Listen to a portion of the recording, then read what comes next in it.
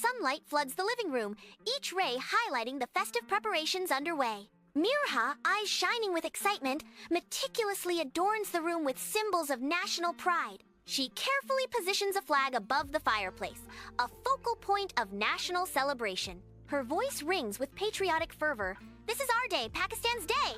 Each decoration is placed with care, infusing the space with the spirit of independence. The room transforms into a vibrant testament to national pride, reflecting Mirha's joyous dedication.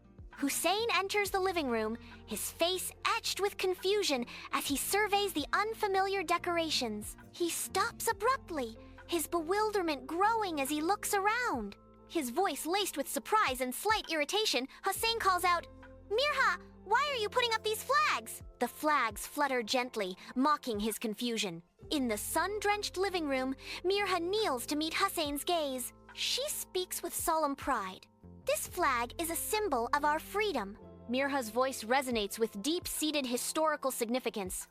"Our ancestors made sacrifices so that we could have Pakistan." Hussein, with eyes full of innocent patriotism, echoes, "Pakistan Zindabad."